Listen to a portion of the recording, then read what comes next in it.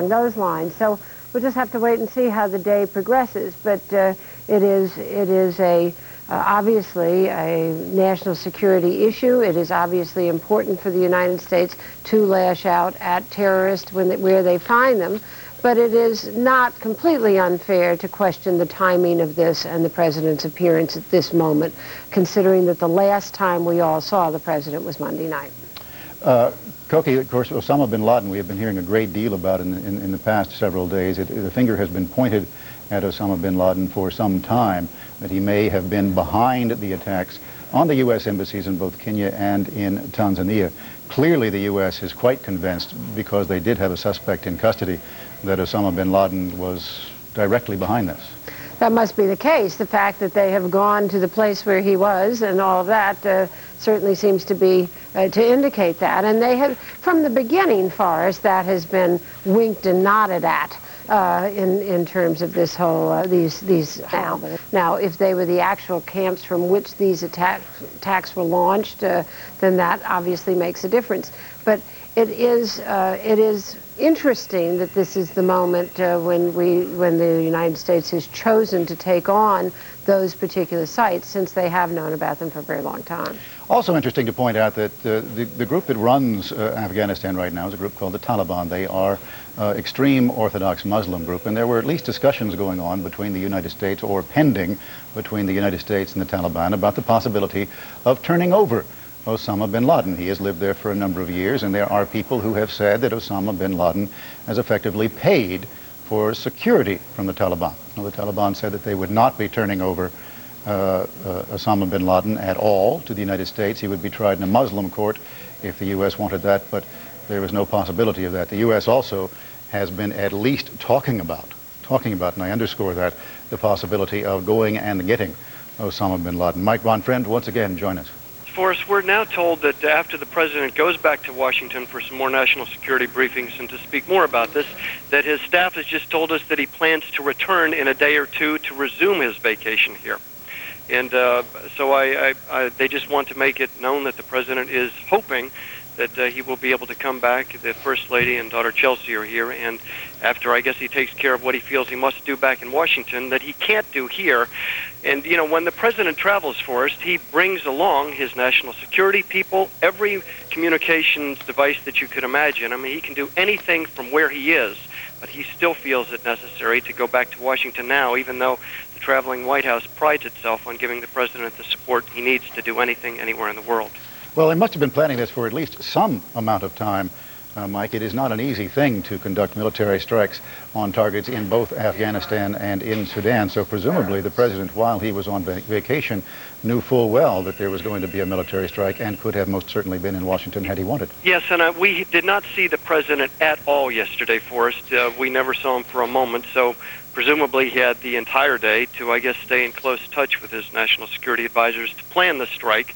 And but it certainly did surprise us here. And I'm telling you, Forrest, it seemed to surprise Mike McCurry. I mean, he was right in the middle of giving us a briefing on some details of what the president was doing and gifts he was exchanging. He was handed a note, Forrest, and just dropped it, startled, looked up at us and said, "The president's going to be here in a few minutes, and then he's going to head right back to Washington." And it seemed for a moment that he really didn't have any more idea behind what was behind this than we did. That's probably not the case, but that's certainly the way it seemed. If you are just joining us, let me tell you what is happening. The President of the United States held, as Mike Von Friend was saying to us, a surprise announcement, a speech of national security import. In it, he told us that the U.S. has struck at 2 terrorist centers, one in Afghanistan and one chemical weapons-related center in Sudan that he believes was connected to the U.S. embassy bombings in Kenya and in Tanzania. Do stay with us. We are expecting a fuller briefing. We have a lot more questions than answers at this moment from the Pentagon in just a few minutes. But let me allow you to hear once again what the President told us just a few moments ago. The United States launched an attack this morning on one of the most active terrorist bases in the world. It is located in Afghanistan and operated by groups affiliated with Osama bin Laden, a network not sponsored by any state, but as dangerous as any we face. We also struck a chemical weapons-related facility in Sudan. Our target was the terrorists' base of operation and infrastructure. Our objective was to damage their capacity to strike at Americans and other innocent people.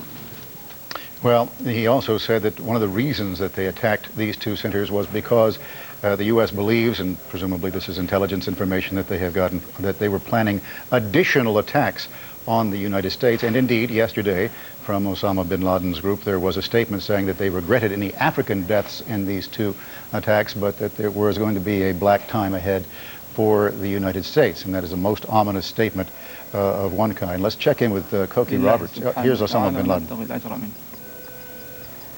وما ذكرت من محاولته لاغتيال الرئيس كلينتون فلا غرابة في ذلك. لا علم لي بهذا لكن لا غرابة في ذلك. This is Osama bin Laden that we are looking at. These are old pictures, an old interview that the United States did. It's certainly not new. No one has spoken to him recently. And here you see some facts about him. He is an exiled Saudi millionaire. He has had his problems in Saudi Arabia. His personal fortune estimated to be between $200 to $250 million. It is believed that he has quite a number of followers, and it is believed that those followers are, as you might imagine, enormously militant, prepared to do whatever Osama bin Laden might want them to do. And as you saw, it is believed that he was connected to the World Trade Center bombing. And the United States has been hinting for some time now that they believe Osama bin Laden is behind the two attacks, the two bombings at the U.S. embassies in Tanzania and Kenya. Let me tell you once again, we are expecting a fuller briefing on all the questions we have about what exactly this military attack may have been and why they believe that it was necessary to attack now from the Pentagon. Koki Roberts with us once again. And Koki, as serious as this matter may be, it is hard to imagine that that pundits will not shortly compare today's events to a film that was recently out, a Dustin Hoffman, Robert De Niro film called Wag the Dog, where the president, in trouble and a sexual peccadillo with that, started a war with Albania. It's at least a bizarre footnote. Well, and it is as important as it is to talk about how the terrorism is something that the United States has felt very strongly for a very long time, that it is in the national interest of this country to do everything possible to get at terrorists and get at them as fast as possible. And that is obviously the main thing that is happening here, and it's an extremely important development. But it's almost impossible not to raise the question of is the president at least coming to Washington in part to distract us from the other news of the day, which is that Monica Lewinsky is appearing before the grand jury again and is apparently telling, or is expected to reveal more details of her relationship with President Clinton. And it is as difficult as that may seem to even talk about, it is impossible not to at least suspect that, because, as I say, the president could do this from Martha's Vineyard. The normal thing in a situation like this would be for it to be announced from the Pentagon and a briefing at the Pentagon, and you don't normally see the president, any president, at a time like this until there's something more dramatic to announce. Well, let us at least give you a little more background about the issues that caused the United States to strike on Osama bin Laden's suspected terrorist camp and on the camp in Sudan, which he said was a chemical weapons-related center. I really must underscore that we have a lot more questions than we have answers at this point. Most importantly, the president's statement that these groups were planning additional attacks on the United States. Our military analyst, Tony Cordesman, has joined us now. And Tony, I should say that you'll be speculating along with us until we find out some facts about this. But what do you make of today's event? Well, it's remarkably quick. Only yesterday, senior State Department officials were saying that the evidence was pointing toward bin Laden, but were unwilling to confirm that this was the case. And it's not an easy target. We talk about hitting the infrastructure, but a lot of these are going to be buildings with very little in them. And bin Laden himself may be very difficult to find and has at least some hardened or cave-like facilities. The other question that I think many people are going to ask is that the Islamic Jihad... Good afternoon. Tony, we have to go to the Pentagon As now. you've already heard from President Clinton, we have today conducted military strikes at several facilities that have supported international terrorist groups. The United States and the rest of the community of civilized nations have made it clear time and time again that the violence and the bloodshed and the murderous acts of international terrorists will not be tolerated. Today's military strikes against those terrorist camps and facilities are part of a continuing effort to defend U.S. citizens and interests abroad against the very real threat posed by international terrorists. In the wake of the tragic and treacherous attacks on our embassies in East Africa, and in light of the continuing patterns of specific threats against U.S. citizens and facilities, we've taken these actions to reduce the ability of these terrorist organizations to train and equip their misguided followers, or to acquire weapons of mass destruction for their use in campaigns of terror. We recognize that these strikes will not eliminate the problem, but our message is clear. There will be no sanctuary for terrorists and no limit to our resolve to defend American citizens and our interests, our ideals of democracy and law against these cowardly attacks. Those who attack our people will find no safe place, no refuge from the long arm of justice. General Shelton is going to provide you with as much operational detail as we can on the facilities that have been struck, but I need to forewarn you, there will not be much operational detail provided. We are engaged in a difficult confrontation with the forces of international terrorism, the unique nature of the terrorist threat, the lack of regard for international law, the willingness to specifically target innocent civilians, transnational operations which defy traditional means of influence. All of these factors and more have forced us to adopt some very different approaches to the problem. And therefore, we do not intend to provide, at least for now, the specific numbers or units of U.S. military forces that have been involved, nor will we discuss the specific weapons and tactics employed in these strikes. And with that, General Shelton will give you some details about the facilities that we targeted and why they were chosen. Excuse me, Mr. Secretary, could you just briefly tell us at least whether these were airstrikes or missiles? The Chairman is going to give you a brief summation of what targets were attacked. Thank you, Mr. Secretary. Good afternoon. First, let me underscore what Secretary Cohen has said. This is not simply a response to some specific act, but a concerted effort to defend U.S. citizens and our interests around the globe against a very real and a very deadly terrorist threat. As many of you are aware, our intelligence community has provided us with convincing information based on a variety of intelligence sources that Osama bin Laden's network of terrorists was involved in the planning, the financing, and the execution of the attacks on U.S. embassies in Kenya and Tanzania, attacks that killed over 300 people, including 12 Americans, and wounded thousands more. This is by no means the first time that bin Laden network has been connected to terrorist attacks. Bin Laden himself has admitted to attempting to kill American servicemen on their way to and serving in our humanitarian mission to Somalia in 1992. His supporters and followers have tried to assassinate the President of Egypt and even the Pope.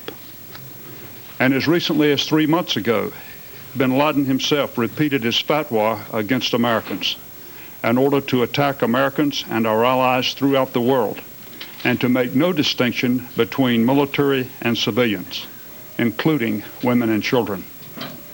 The facilities we struck today in Afghanistan and Sudan are important parts of the bin Laden network of terrorist groups. At 1:30 p.m. Eastern Daylight Time, simultaneous military strikes were carried out against known terrorist training facilities in remote regions of Afghanistan and an industrial facility in Khartoum, Sudan. The targets selected and the timing of the strikes, 7:30 p.m. in Sudan and 10 p.m. in Afghanistan, were part of our overall effort to minimize collateral damage at the sites.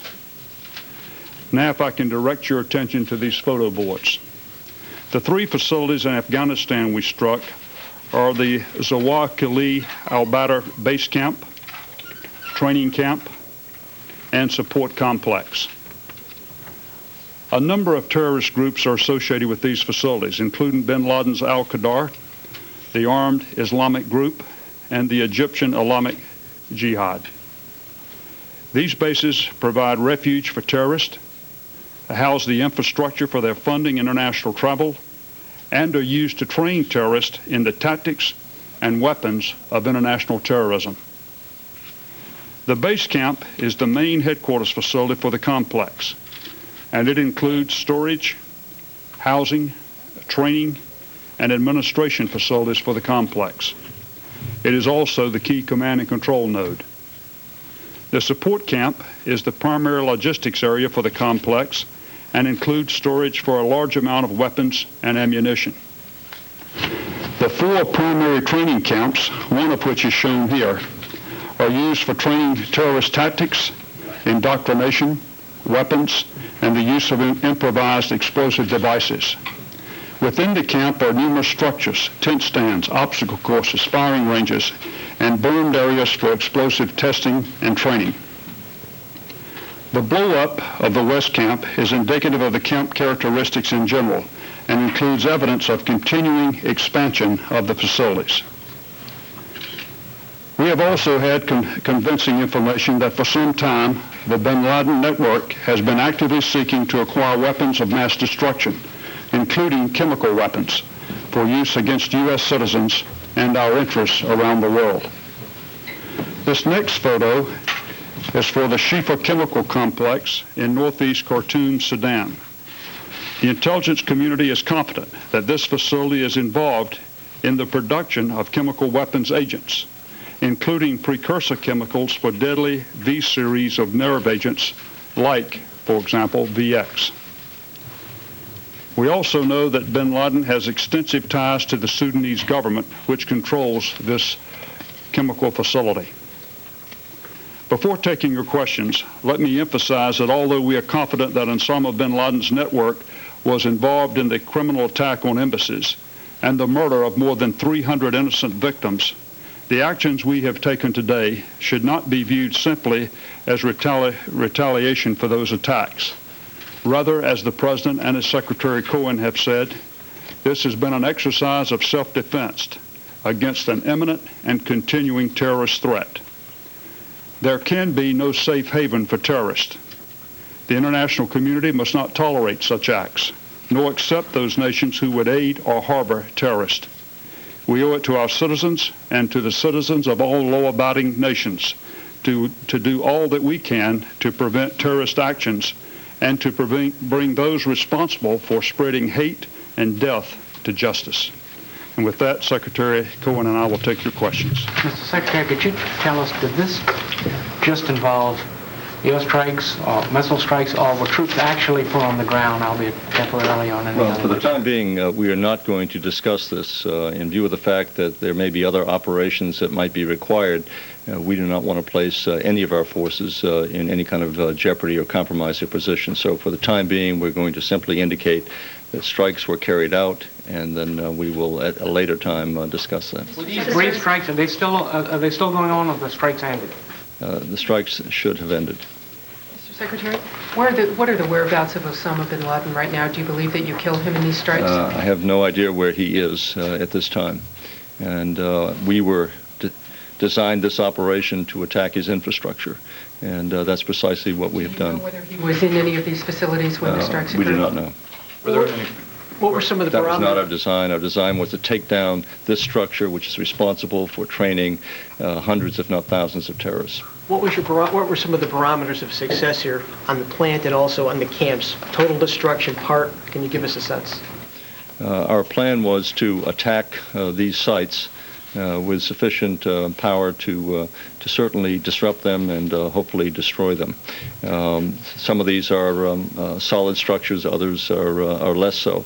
But we believe that given the targeting that was done with the capability that was unleashed, it would cause sufficient damage to disrupt them for some time.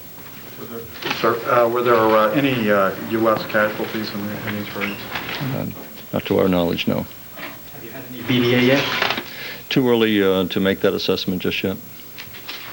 Could you also clarify, was it one training camp? I believe you said there were 4. There are a total of 4 training camps. All 4 were hit. We only addressed one of those today. So is it correct then that it's 7 sites in Afghanistan essentially that were hit? Within the one that make up the one complex, 7 in yes. one complex, thank you. 7 sites in Afghanistan? that make up the one complex. Could you tell us where this is in Afghanistan generally? It's basically about 94 miles south of Kabul. Proximity to the Afghan border. It's just a few kilometers. Or to the Pakistani border. A few kilometers to the Pakistan border. It's in this part of Afghanistan right here. Did Pakistan provide permission for overflight, or did they participate in any way? Well, we're not going to discuss any operational details of this. Did any other country take part in these raids, or was it just the United States? No, this was simply the United States. Is this near, in Khartoum, is that a residential area that's near? What sort of area is that? In Khartoum, the target was located in an industrial complex area. It is there are surrounding facilities. We did everything we possibly could to minimize the collateral damage associated with that, but it is in an industrial area, and so we would anticipate very minimum numbers of collateral damage. When did you get the first sense to plan this to execution? Are we talking 9 or 10 hours or two days? We began, as you know, it was just a week ago today that all of us, certainly the chairman and myself, were out at Andrews Air Force Base welcoming home the bodies of 10 Americans who died in the bombings. We indicated at that time with our words, and now we're indicating with our deeds, that American citizens were not going to be allowed to be attacked with impunity. From that moment forward, certainly, we intensified the information gathering to try and track down those responsible for this terrorist action. It's been a combination of sources of information from a variety of places that led us to the conclusion that Osama bin Laden's terror network was associated and responsible for this bombing. Our effort was to try to target those facilities and infrastructure that allow him to continue to train terrorists to carry out terrorist operations. In addition, as the chairman has just said, we also had some very compelling information as far as threats against other Americans, and a combination of the attacks that were made, coupled with the threat of future attacks to come, certainly intensified our effort to target these facilities. Are you at all concerned, Mr. Secretary, that these strikes may, in fact, provoke retaliation somewhere? In fact, may encourage more aggressive terrorist actions? There has been a long history of terrorist actions directed against innocent American people. We believe that a number of other terrorist activities and plans were underway. We have an absolute obligation, indeed a duty, and we'd be derelict in that duty if we did not take action to interrupt those plans and to try to insulate American people and our friends from these activities. So I am satisfied that this action will help prevent some of those plans from being carried forward, but they were determined to carry forward more terrorist actions. And so by us taking action now, we hope to prevent more Americans from dying in the future. Were the forces involved U.S. based forces, or were they from operating out of third countries? Let me just say they're U.S. forces, period. The other plans the other things that were being planned, did they also involve truck bombings, or there was an allusion to chemical weapons? Did any of them involve the use of, or planned use of chemical weapons? It was the information that we had led us to the conclusion that future activities, terrorist activities, were planned. It was not specific in terms of whether it would be a bomb or other types of terrorist actions. That's not something that we would try to be driven by. But we anticipated that it could be future truck bombs, as we saw in the past cases. And so we took this action to, again, interrupt the training of these types of activities. Secondly, we had information that led us to believe that Osama bin Laden and his organization were indeed trying to acquire chemical weapons and to utilize them in future activities. Do you believe he currently has chemical weapons? We don't know that at this point. What we do know is the facility that was targeted in Khartoum produce the precursor chemicals that would allow the production of the type of VX nerve agent that has been talked about at some length. Was that facility being used to assist terrorists with the knowledge of the Sudanese government? You'll have to ask the Sudanese government on that account. We do know that he's had an association in the past with the Sudanese government. We do know that he has had some financial interests in contributing to this particular facility. Whether or not it's with the full knowledge of the Sudanese government remains to be determined. Mr. Secretary, I came in late, so I apologize if this question has been asked. Some Americans are going to say there is a striking resemblance to Wag the Dog. Two questions. Have you seen the movie? And second, how do you respond to people who think that? The only motivation driving this action today was our absolute obligation to protect the American people from terrorist activities. That is the sole motivation. No other consideration has been involved. The chairman and I have worked with others for the past week, night and day, working with the community, our intelligence community, and working with others. The only factors involved were to prevent the kind of terrorist action that killed 12 Americans last week and injured so many hundreds and indeed thousands more, and that is the only factor under consideration. When did you know that you were going to make these strikes? How soon after the bombings in Kenya and Tanzania did you have sufficient intelligence to know you're going to strike? Second part, and forgive me if you've covered this already, even though you won't say whether these were airstrikes or what kind, did they come out of CENTCOM in the Middle East or come out of CONUS? I'm not going to discuss where they came out of. The planning has been underway for several days.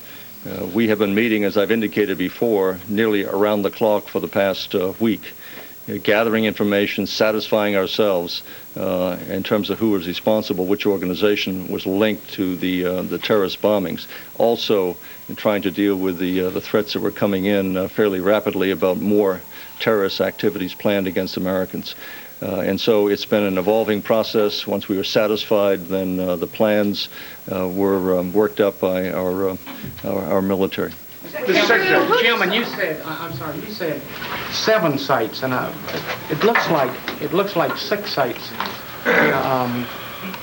because there's an arrow leading to one site. Their total is the base camp, there's the support facility itself, and a total of 4 training sites. So it's 6. 6 sites. Was there something? Can you tell me? Did you what the chain of events was? Did the president order this strike? Was it you? And when was that decision made? The president, as commander-in-chief, ordered these strikes. When was that? They were during the course of the past 24 hours. Was bin Laden himself targeted personally? No, we were targeting these facilities and his infrastructure. Was this managed by CENTCOM or Special Operations Com? Can you even say what SYNC was in charge of this operation? We will not comment on the types of forces or types of platforms that we used in this for operational reasons. And I might add, I understand your frustration with you've got a job to do and you'd like to know as much about the details as you can. I have a job to do, and that is to ensure that whatever orders the Commander-in-Chief gives are carried out in a very effective manner, and secondly, to ensure that we take care of the welfare of the men and women in uniform. I take that obligation very seriously. After Desert Storm, as I recall very well, a lot of detail was put out about how we attack different targets, things of this nature. We're in a different ball game today. This is we're going against a terrorist organization, and that calls for some different techniques. How close to weaponizing a chemical weapon was the Khartoum plant? That's a judgment that we can't make. We do know that this facility was used for the production of precursor chemicals that could be used for VX, producing VX. Mr. Secretary, could you say what the evidence was that convinced you that Osama bin Laden was behind these bombings? Well, as Ken indicated before, you're going to be given a briefing following these remarks of ours, but it's been a series of reports that we have analyzed, statements made by Osama bin Laden himself, other information coming in as recently as yesterday about future attacks being planned against the United States. But we are satisfied there has been a convincing body of evidence that leads us to this conclusion. Is bin Laden a legitimate military target himself, personally? To the extent that he or his organization have declared war upon the United States or our interests, then he certainly is engaged in an act of war. Was there a specific threat that forced you to act today? I'm sorry? Was there a specific threat that forced you to act today rather than tomorrow or some other point? No, we have been planning this for several days now, and we decided to go forward today. Do you believe this closes the pipeline on any imminent activity, or do you think something could still have... This doesn't foreclose anything. What we are prepared and have to be prepared for is a long continuing effort to deal with terrorism. We are sending a very strong signal that there is no safe haven. There's no safe place to hide. There is no refuge for terrorists who kill innocent American people. And that's the message that we're sending, and we will continue in that effort. To the extent that other activities have been planned or indeed are carried out, they will be met with a continuing response on the part of the United States. General Shelton, can you comment on whether there was any resistance at all in these attacks? Resistance in terms of... Against our forces, I mean. No, that's an operational level of detail that I prefer not to share at this time. Did they get permission from Sudan and from Afghanistan to wage these, or did you notify the governments in power? Again, another operational matter that we're not going to discuss. Could you tell us whether all services were involved, or no? Could you go into any detail? No. Can you say if there were any casualties among the people at the camps in Sudan? It's too early to make any assessment at this point. How active were the camps in terms of training? Dormant, skeleton crews, or what can you say about that? They have been active for a period of time, and that activity continued through this week. Any concerns about plume problems in Khartoum? We were, and the chairman can address that, but a detailed analysis was made, and we're satisfied that there was low risk of collateral damage. General, could you say whether these camps involved hundreds of people, dozens, scores? Can you give us any rough estimate on the number of personnel involved on the ground? In terms of the intelligence has indicated that on occasion there were up to 600 that were in the one facility in Afghanistan at different periods of time, and it has varied over time. Which facility, General? The complex itself. The whole six-site complex here, right? And it could range anywhere from 0 to that amount, so there's no way of telling at this time. Were the imminent threats against other embassies or military bases? The answer is yes. Military bases as well, U.S. military facilities? Well, that's something we always take into account, that force protection is at the very top of the agenda as far as we're concerned, and when our forces are forward deployed. And so our military installations all are potential targets of terrorists, so we take that into account. But these terrorist threats were more directed toward our embassies. Do you have any indication when some more information might be available on forces used in the next day or two? Is there any indication? Say several days away. Are you keeping the forces on standby for follow-on action? The answer is we will have a capacity to conduct other operations if we need to do so. General Shelton, you're going to be, the word assassination is going to come up, that bin Laden was targeted for assassination. Under our current rules of war, is he a legitimate military target? Tony, I think the best response I could give you that is, as the Secretary has previously indicated, we were not going directly after Osama bin Laden. It was an attack on his network of terrorist groups, as I think you can see from the targets. And we will continue to go after that if we feel like it's appropriate and if the threats to Americans or American interests continue. Could you tell us again what the linkage was between the chemical plant in Khartoum and bin Laden or his organization? what actually will believe? We do know that he had contributed to this particular facility. We do know that he has had an interest in acquiring chemical weapons. We do know that this facility produces the precursors that can result in the production of VX, and that was a sufficient connection for us.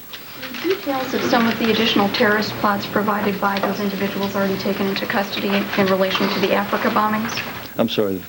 Did we learn of some of these terrorist plots, the other threats out there from the individuals already taken into custody in Kenya and Pakistan? Well, we acquired the information from a variety of sources, and I believe the combination of those sources led us to this conclusion.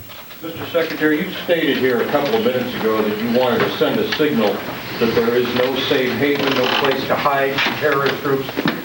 Does that represent a policy position that this administration has now embraced?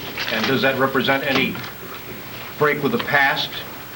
No, it's a consistent policy that we've had. If there are states who sponsor terrorism, acts of terrorism, they will be held accountable. If there are individuals within states who are being given a safe harbor and who fail to either turn over individuals or provide an aiding and abetting of them, then this is a signal that they will not be on the reach of the United States. To the extent that these terrorists continue to threaten to target Americans, then they cannot feel that they are immune simply because they're in some other country. Okay. Thank you. We have to knock this off. We have a briefing followed immediately by senior intelligence officials who find background, so we'll have to shut the cameras off and the microphones. And this will start in the next 60 seconds.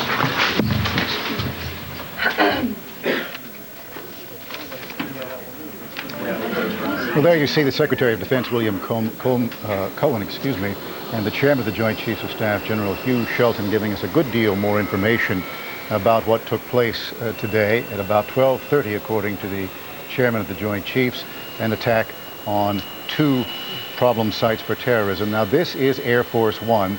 It is at Martha's Vineyard. Not very long ago, the President of the United States gave what for all of us was a surprise address, pointing out that the United States had made these attacks.